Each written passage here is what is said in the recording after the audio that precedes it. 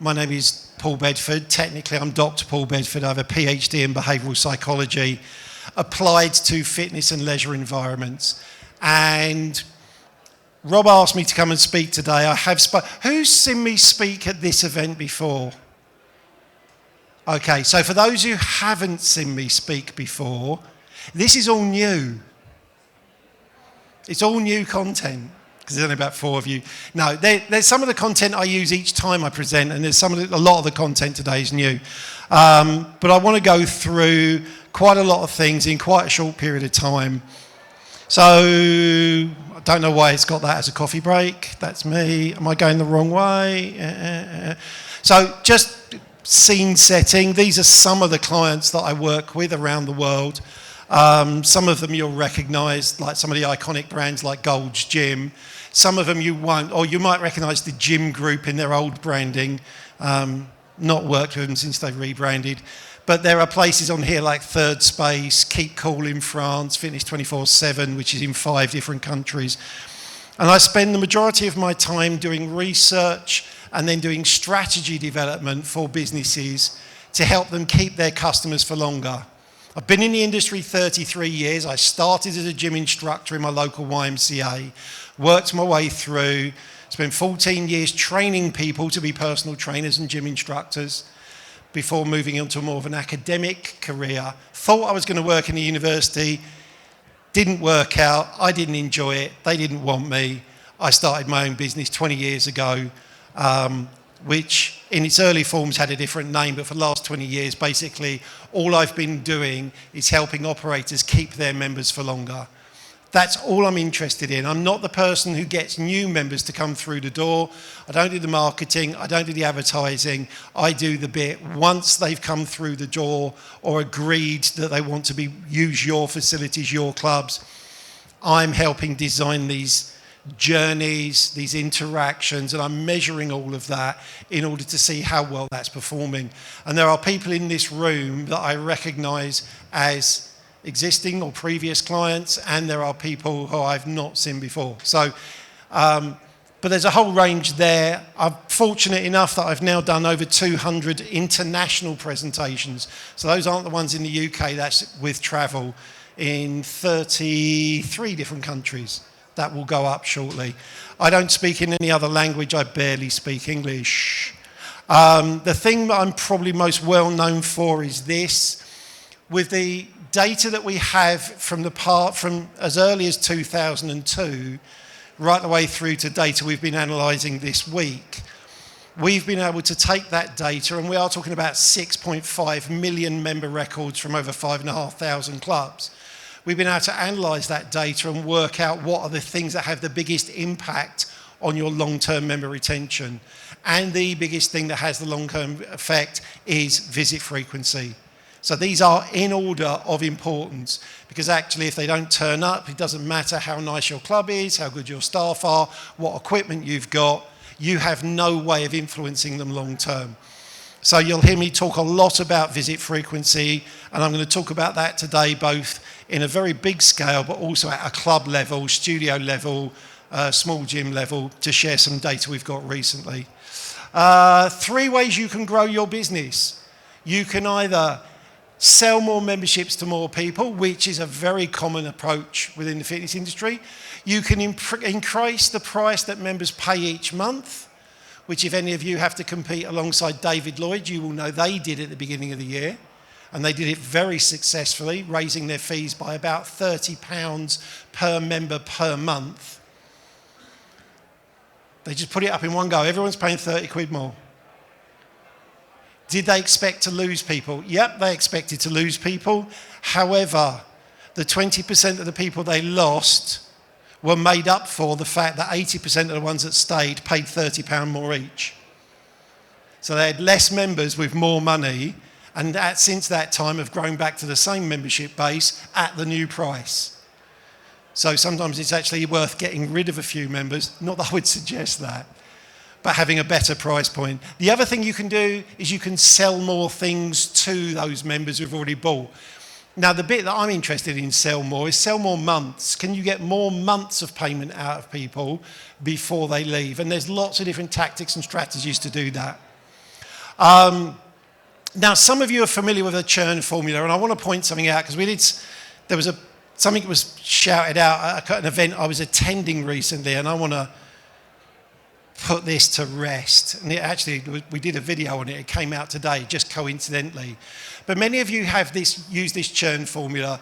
It's lost customers divided by total customers at the start of a time period, plus the number of people who've joined. Now, the time period is often used in the fitness industry is 1 month. How many joined at the beginning of the month? How many do we have? Add them together, divide them into the number of people that left, multiply by 100, get a percentage.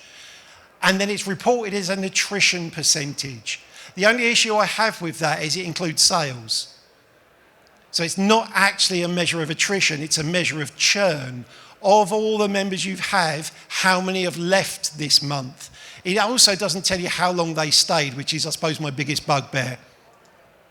But this is what it would look like. Monthly churn, 100 people join, existing members 1,000, 100 leave.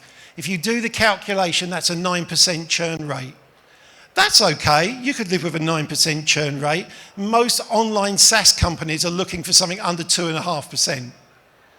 Yet as an industry, we will accept something as high as 9. Now, if you join 250 new members to your existing 1,000 and 100 leave, so notice there are no more leavers, it's the same amount of people leaving, but you increased your sales, your churn rate goes down, which makes it look like if you're calling it an attrition rate, you go, oh, we're improving attrition. Actually not, you've just improved sales, but the measure you're using is affected by the number of sales you make. Take that to the other extreme. This month you only join 50 people, not 100 or 250, to your 1,000. Now you still lose 100. So in all three examples, you've lost the same amount of people. Now your attrition's gone up to 9.5. The club manager, club owner's going, why is attrition going up? Well, actually, it's the sales team's fault because they haven't sold enough this month. So it can be a really, really misleading figure. And the reason I've gone through this now is that I was at an event, and if you do it on a year, and you joined 100 every month, and you did that for 12 months, you've joined 1,200, right? And if you lost 100 every month, and you did that for 12 months, you've lost 1,200. You've maintained 1,000, but your attrition's 5%. Yet you've joined more people than you've got, and you've lost more people than you've got, but your attrition's 5%. It's really confusing because it doesn't make sense. How many of you struggle sometimes to understand why your attrition number or your churn number goes up and down? You've got no control over it because it's two moving points, the sales end and the leaving end. You also don't know if those 100 people joined last month and quit this month, or they've been there 5 years and then quit. So it's not a measure we tend to use a lot with our clients, although our clients use it all the time. Now, one of the things that was said at this event recently was that, and there was someone on the stage just went, because we know people who join in January quit faster than any other month of the year. And I was like, do we? Do we actually know that that is true? Who's heard that statement? Particularly like in the new year, people who join in January quit faster than people at any other time of the year. Well, we run analysis which is called survival analysis, where we measure the length of time people stay within a business. So what you're looking at here, up the vertical, is all the people that joined, and across the bottom is their month since joining. Now, we ran the January numbers, and the January numbers are the green line. What percentage stayed, how long? So there was a presentation this morning from Explore and a panel, and I think Julie was in the panel, and one of the comments was, about 15% of new members who join in January leave. Actually, it's about 15% of all members who join in any month leave after 3 months. It doesn't really matter which month of the year they join, they all have the same behaviour. So if they join in December, which is actually our quietest month, they quit a little bit quicker than if they join in January.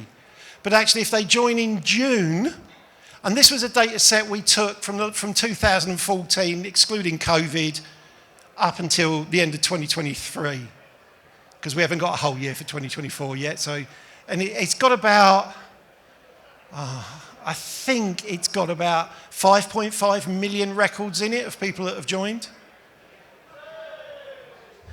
People who join in June, 87% of them, so only 13% have quit. It looks the same every single month. Here's the bit you really need to pay attention to.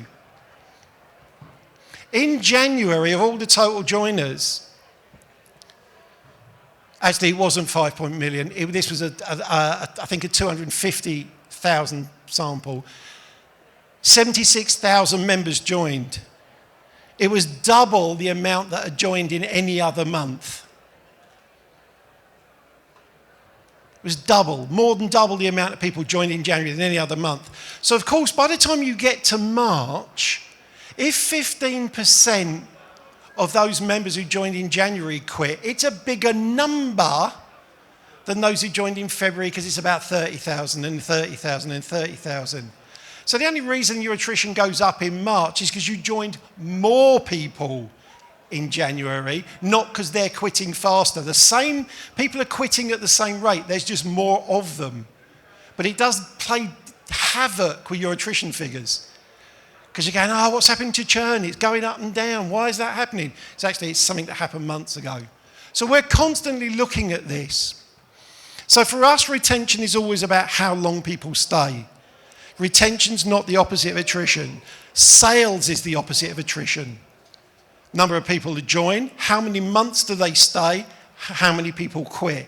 So we're always looking to increase retention by increasing the number of months people stay within your business. If I was a specialist in retention for YouTube, we'd be talking about minutes and seconds. How long will you watch the clip for before you look away? But because the industry is set up the way it is, we sell memberships in months and blocks of months. That's how long we measure it. Now, who's seen me do this before? Who's seen me do this slide before? If you've been to my presentations before, you would have seen it. If you can't remember it, just put your hand up and go, yeah, I remember. Because I won't call you out on it. This is what it looks like. 100 people join. I want to know which one of these two clubs you want to own. 2 clubs. One club, 100 people join, they stay 3 months and then 100 people quit. Club 2, 100 people join, they stay 12 months and 100 people quit. Put your hand up if you'd like to be the owner or manager of club number 1. Right, now by default, that should mean you're all going to put your hand up for club number 2. But let's try. Who would rather be the owner-manager of club number 2? Those who've not put their hand up are confused by the maths, aren't you? You actually have to sell, if these were charging the same amount of money, you actually have to sell 400 memberships to make the same as 100 memberships.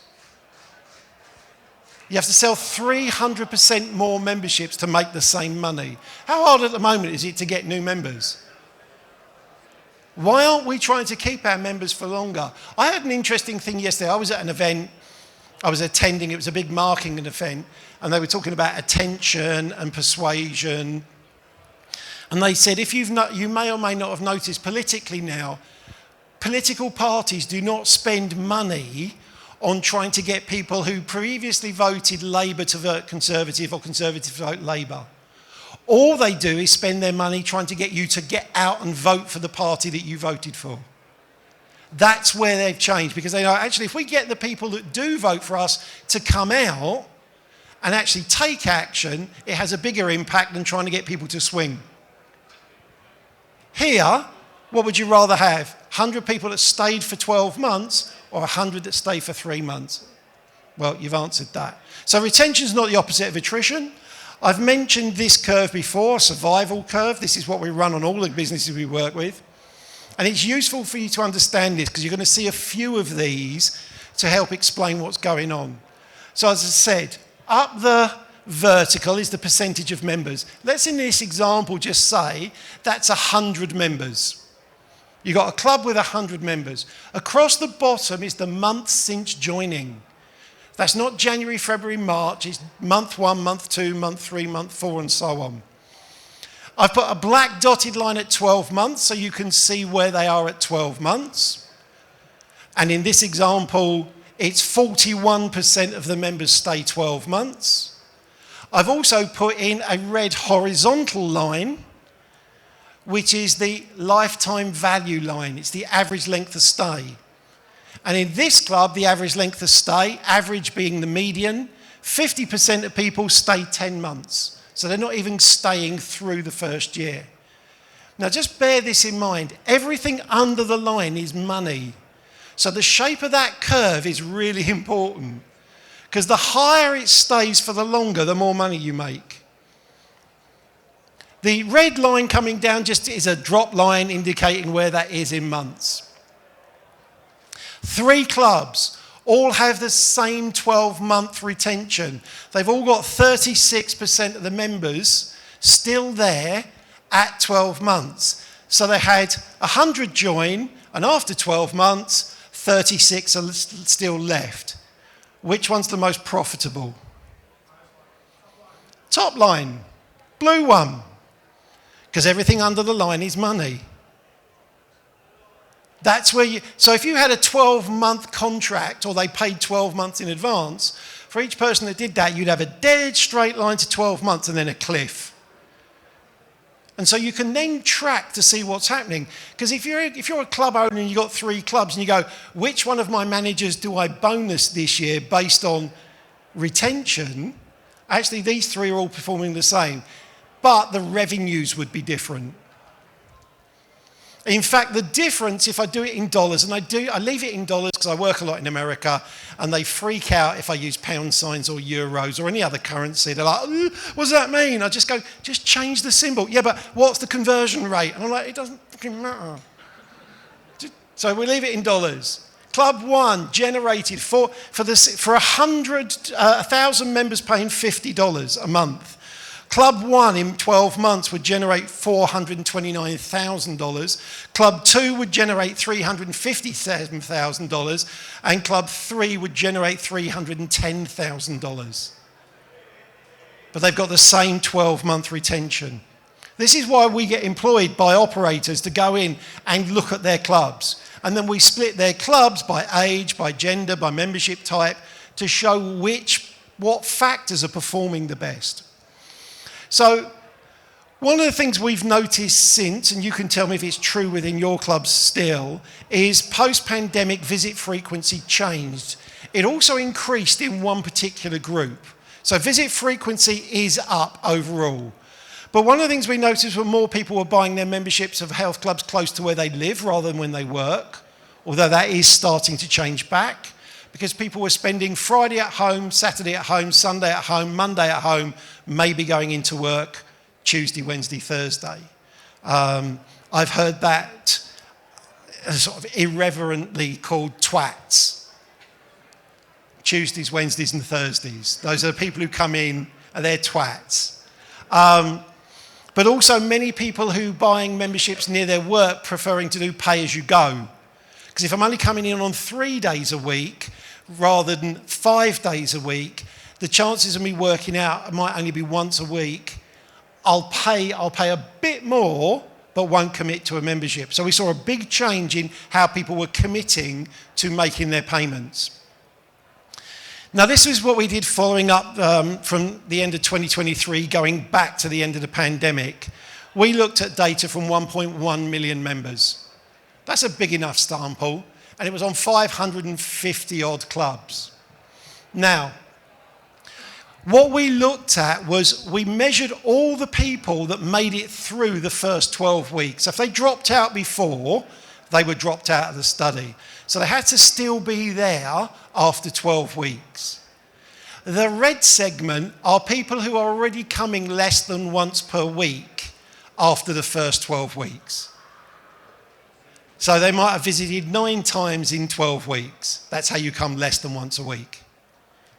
The orange section, they're coming about once a week. The yellow, somewhere between 1 and 2. So they're probably coming a couple of times one week, once the following week. So over the time, they're not doing 12, but they're not doing 24 in that 12-week period. And then finally, you've got the very low-risk group, as we refer to them, doing 2 or more visits per week. Look at those numbers, they're terrifying. Absolutely terrifying. Now, again, in some of the sessions today that I've listened to, a lot of the comments have been around, what are we doing for these new members to look after them when they first join? Whether you call it an induction, an onboarding, an orientation, I really don't care. But it's not that you have to do it for everybody, but you have to do it for the ones that need it. You can't leave people who don't know what they're doing to figure it out for themselves. Who has got their car keys on them? Who's got a decent car? What have you got? Was that your roller outside? Oh, so it's not your roller. I reckon it's his roller. Is it your Rolls Royce? Who's got the Rolls Royce outside? Has anyone seen the Rolls Royce outside? Has anyone seen my... You've seen it or it's yours? Ah, okay. There's a Rolls Royce outside. They're probably not in this event. Oh no, I know. It'll be Dave Wright's, won't it, from my zone? It'll be Dave's roller. Would you give someone who doesn't know how to drive the keys to your car and say, work it out for yourself? You give them the keys to your car and they go, I don't know how to drive. And you go, have a go. We do that all the time to new members. They come through and we don't do things to help them become successful. Think about the amount of work it took to recruit 821,000 people to then have them at risk of cancelling just 12 weeks after joining. That's a phenomenal amount of work.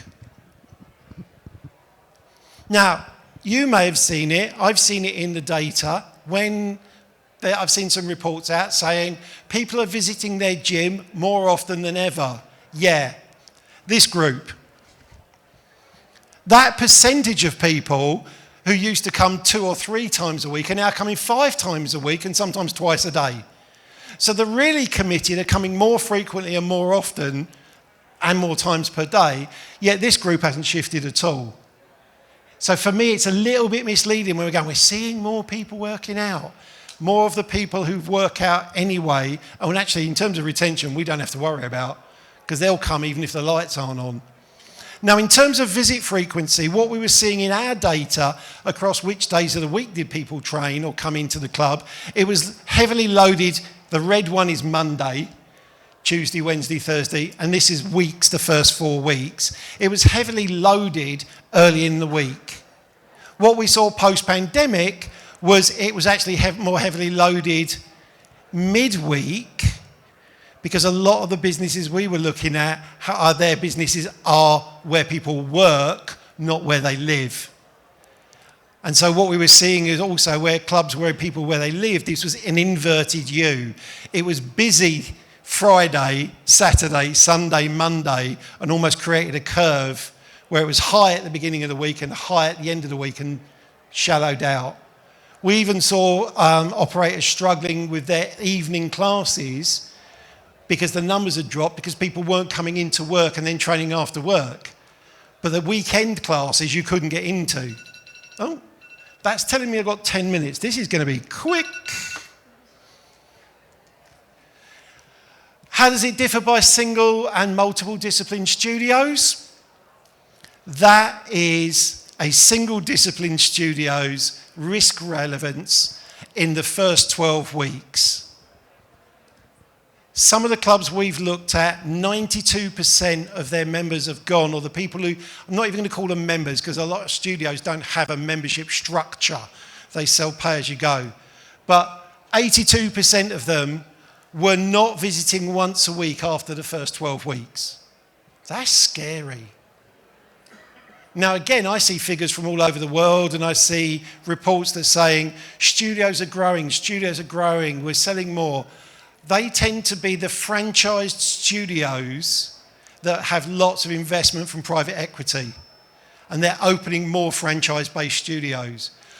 When I talk to studios or individual studio owners, In fact, there was a different report. There was another one by Boutique Fitness Solutions in New York. And they said 80% of studios aren't making a profit. They're not even paying themselves a wage. It's like they're just going through the motions. So sometimes there's some disparity, and I think it depends on who you're listening to and where that's coming from. Okay, so they've put it into PowerPoint, and it's changed the look slightly. It should be crisper than that. I apologise. What you can see in terms of retention, look at where the retention lines are for high risk. You know, they're getting them through the first 12 months, but actually it's the high risk, the one less than once per week and the once per week just isn't frequently enough for a studio. But that's what it should look like.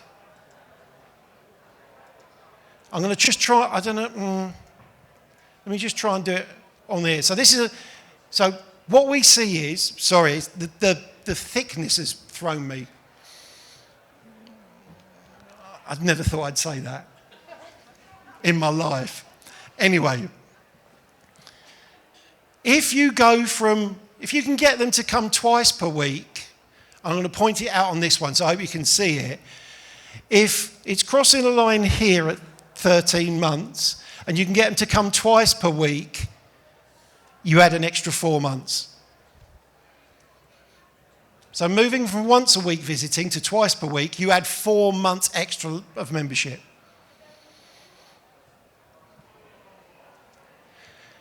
In a multidiscipline studio, they do even better. Now, why do they do better in a multidiscipline studio? Just because there's more choice. And what we were seeing when we start tracking people is that quite a number of people start off with one discipline, and then after a while, rather than getting bored and leaving, they try the other discipline. So they might go from doing yoga to doing Pilates, or yoga to doing boxing, or because there's a greater variety. And the more studios there are, the longer they tend to stay.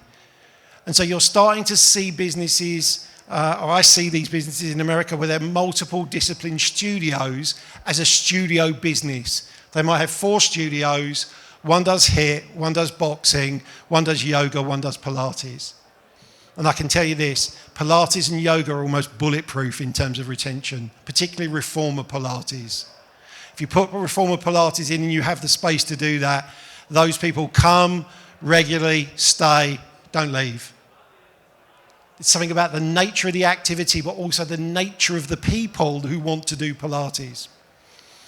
So what we've got here, and I'm going to see if this changes. No. So what we've got here, if you can get them, if they're coming less than once per week, you get about 13 months. You get them coming once per week, they're staying 16 months.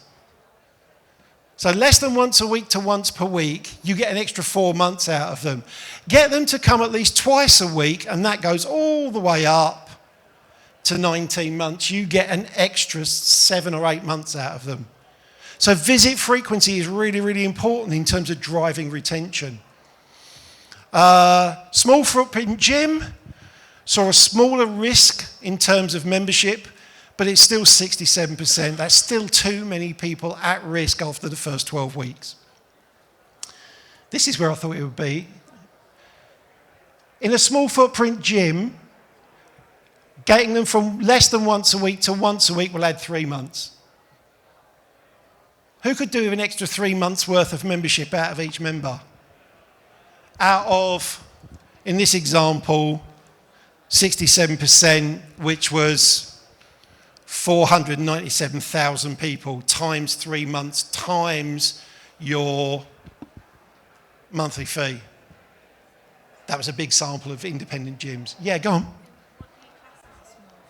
So the question was, what do I class as a small gym? Something under 1,000 square meters.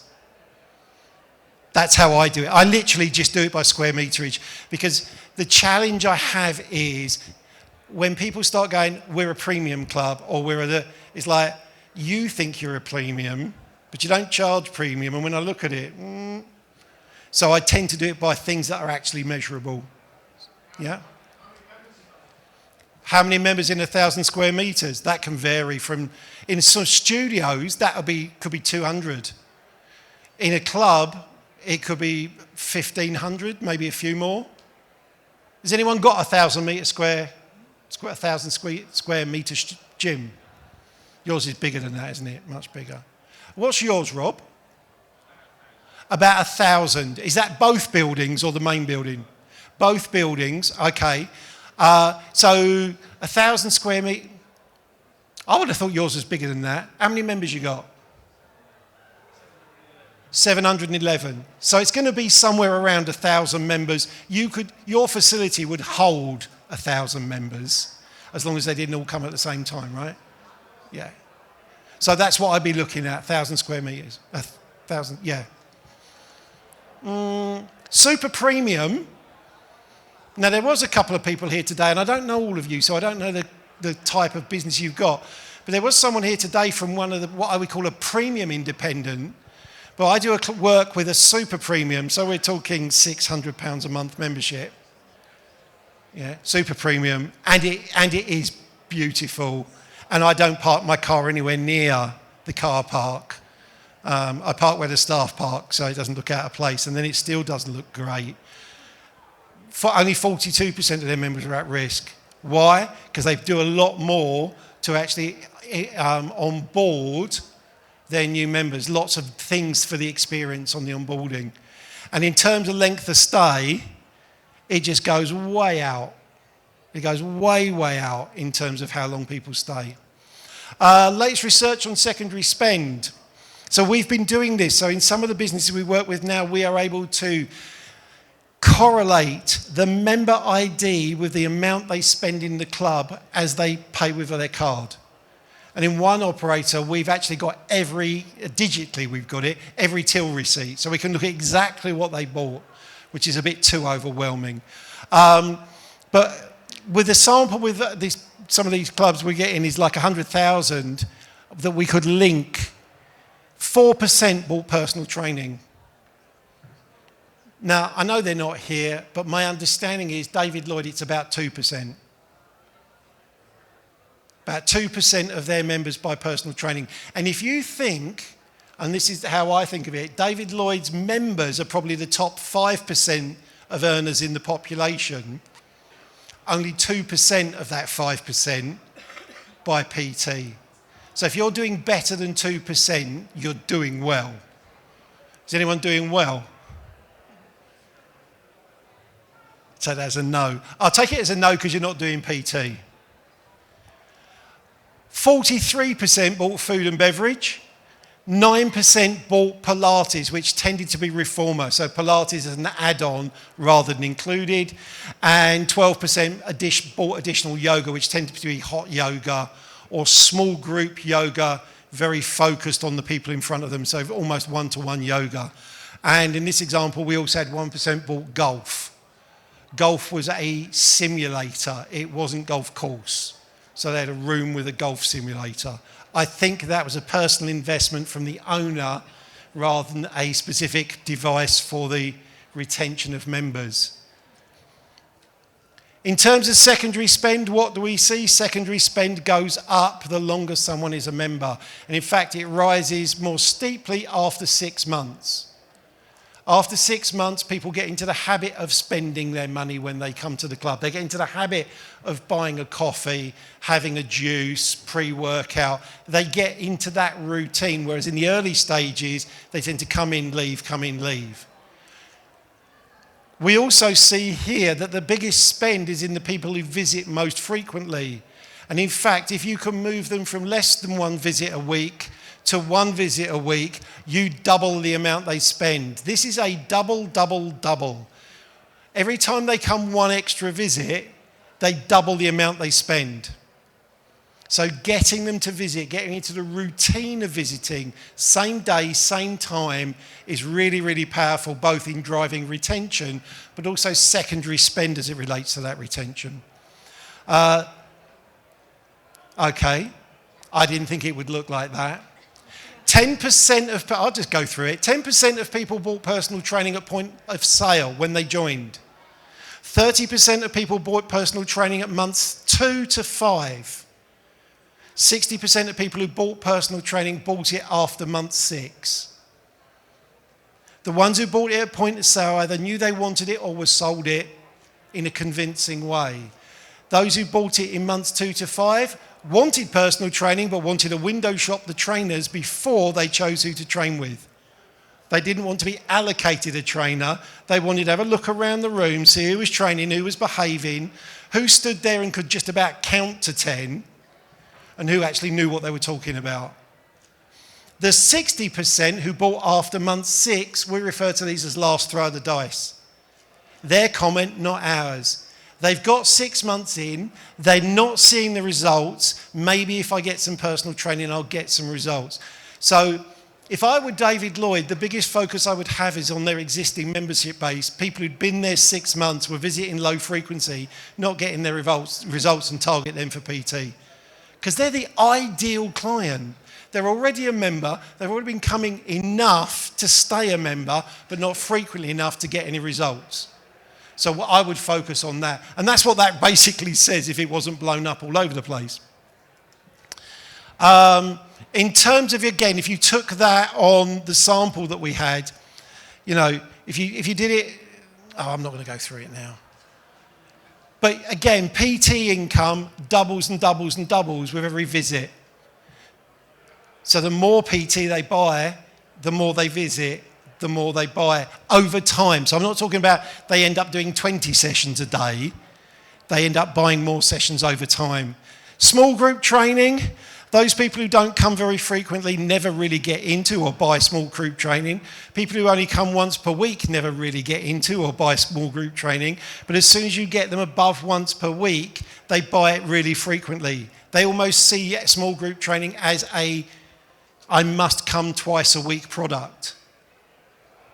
So just bear that in mind. If you're offering single sessions on that, you probably want to package that up into something of a time period with a reoccurring revenue on it, rather than just selling it individually. But you need people to be coming routinely enough for them to think it's worth coming. Food and beverage, stable in the first 6 months, then takes off like a rocket.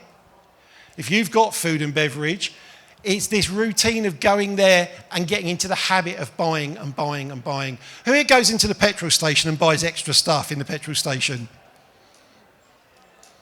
Who's got into the habit of almost buying the same thing every time they go in?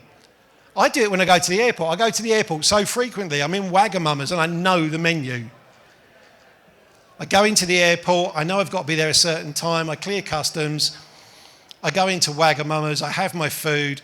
I'm spending 50 quid before I get on the plane. It's actually why the British Airport Authority want you there 2 hours before. It's nothing to do with how long it takes you to check in or get your bags through. It's to drive the revenue pre-sale. But we see that here. Pilates, we also see this increase. There's that double effect. And it starts right from the beginning. It doesn't have an uptake. People who tend to want to buy Reformer Pilates buy in at this rate. Yoga, same. So of all the group exercise classes, and we've broken down pretty much every group exercise class that's been named, and some that have been made up. Yoga, if you group all the yoga, and Pilates, if you group, or if you just take Reformer Pilates, we constantly see this. We see a really good retention with those products and activities. Last thing I'm going to say is secondary spend, particularly if you've got a clothing or product ranges. Who is familiar with Soul Cycle? Who knows Soul Cycle? So in 2017, no, 2000 and, it might have been 15 because it was reported in 16. There are 100 locations, cycling locations across America, brought in a revenue of $112 million. Doing spinning, basically. 12 million of that came from secondary spend. 12 million. If there wasn't Soul Cycle, there would never have been Peloton. Because what Peloton did was fill the gap for all the people who couldn't go to a Soul Cycle class because it wasn't in their city. Now, what does Soul Cycle do, or what did they do very well? 1, they drove visits twice a week. 2, product quality. All their products were somebody else's. They were Nike, they were Under Armour, they were Lululemon, and they overprinted their logos. So the quality was always already there. Then they made those products only available in a limited quality for a limited number of time. In fact, they got into a different product, a different range every month. In fact, they had 13 ranges a month because they had an extra one, I think it was at Christmas or in the summer. But they had limited availability. And when you have limited availability and scarcity, there's a demand and people start to buy. They also had people hanging out before their class and after their class consuming stuff. So they really drove that engagement. And some of that, but you can only do that if it's good quality product and it aligns with the type of customer you want. Now, I spoke to one of the operators in the room here today because I know them quite well. And I said, and I know they do a lot of secondary spend in their club, and I said, what's the revenue for you on that? And they went, 30% of our total revenue comes from secondary spend. Because they have people they're selling the things people want to buy, particularly at a time when they want to buy them. So when they want a top, because they forgot their top, there's a top to buy. If they want to buy, in this example, high quality meat from the local butchers, not from a supermarket, I was going to name something, a supermarket, there's grass-fed beef that they could buy. I think there were ready meals. You do meal, I don't know if you still do. I'm pointing at you as if you do. You still do the pre-packed meal? Yeah, you do all your meal prep and stuff. So if it's there, people will buy it. They won't necessarily buy it when they first join, but over time, they get into the habit of it. So if you're going to do something, all I would say is don't start off by trying to go to 12 collections a year. Do one a quarter. Maybe do one item a quarter. Maybe it's a baseball cap and a hoodie, and you just change the design up every quarter. You don't have to do the whole clothing range and suddenly try and compete with Gymshark and Lululemon and everybody else. You're creating a product that your members can engage with and relate to because it's the product you use in your business. I was going to explain all these people's pictures, but I can't see, I can see Rob. I couldn't see Rob, and now I can see Rob.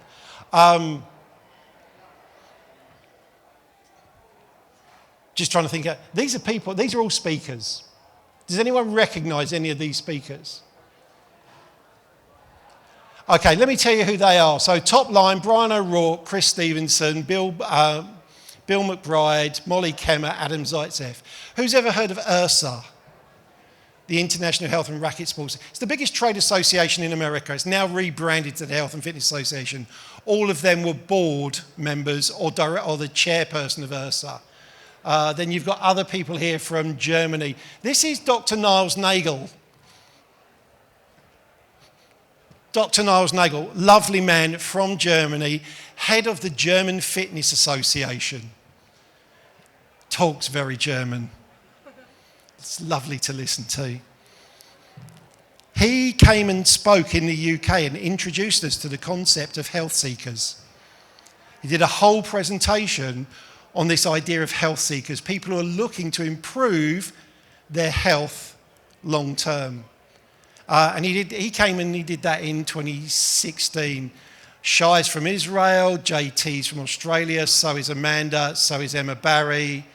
Jose's from Portugal, Zelda's from Turkey, and then there's a whole load of British people that you might recognise, one of which is in the room. Woo! And it's not me, because my picture's not up there.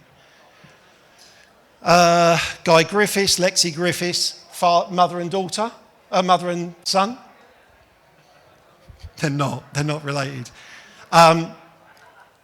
Richard, who's sitting back up here. Actually, Tiff was here as well today. I don't know if Tiff's not in here. Tiff was here today. Gillian Reeves, who runs now group exercise for Third Space, was head of group exercise for Virgin when they had 100 and something clubs. Dave Stalker, chairman of Europe Active, and has been UK Active. Dr. Melvin Hilsden, who's probably done more academic research on retention than anybody else. Keith Smith, who just happens to be my best mate, but is mental.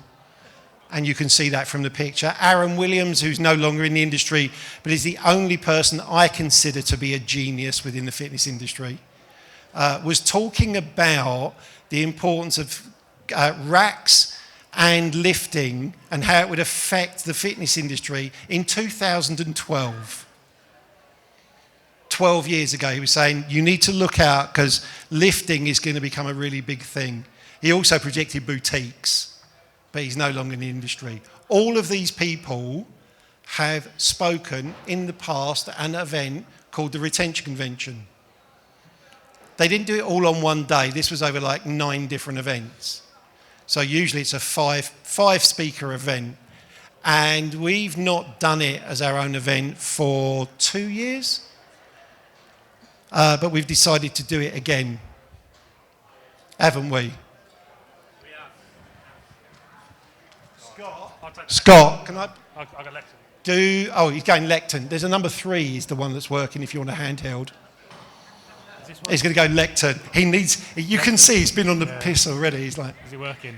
Can you hear? Yeah, cool. Yeah, I like my little safety Lecton. I don't really like walking around. I'm not that brave, so yeah. Paul's got the mo. It's probably the worst kept secret because one of us is a professional speaker and the others just can't keep his mouth shut. So, yeah, click along, Paul. You can that's all about Paul.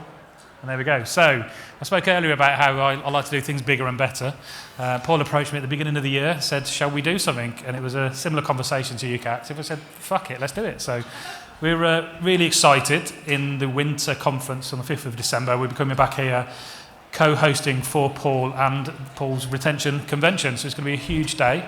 A lot of planning to do, but we're really excited to be working with Paul and bring in a huge retention focus to the next event. So thank you. And so let me go back a couple of slides. I'm going to bring you the best speakers I can get from around the world. Yeah, so wherever I need to bring them from, I will bring. That's why I went through all of these. Yeah, because I believe these are the best people in the world to talk about this topic. And I've flown them in from Australia. I've flown them in from the US to speak. And whenever we've done the event, it's been really, really well received. But I go to too many events where it's lots of rhetoric, lots of idea, and we will focus on retention best practices. So everybody that gets up on the stage will be saying, here's something you can do, here's another thing you can do, here's another thing you can do, all day long. So I want it to be, because it always has been, an educational event where we teach stuff rather than just an information event. And I'm not saying that's here, but there's too many events which is like lots of ideas or, the industry needs to move in this direction, but you need to work it out. And that won't be what we're doing. We'll be going, here's what you do if you're a small club. Here's what you do if you're a medium-sized club. Here's what you do in Group X. Here's what you do with your sales systems. All to aid you keeping your members for longer. So this is about as excited as I get. It's about as animated as I get as well, unless I hear someone... No, it doesn't matter. And I'm really delighted because we did 9 of them and then decided to just shelve it because it was just too much work. And so we've had a 2-year break. Yeah. We've decided to bring it back, and I wouldn't be bringing it back unless I was going to work with Rob. So hopefully I'll see you again soon. And when I say put your hand up, who's seen me speak before, you'll go, yeah.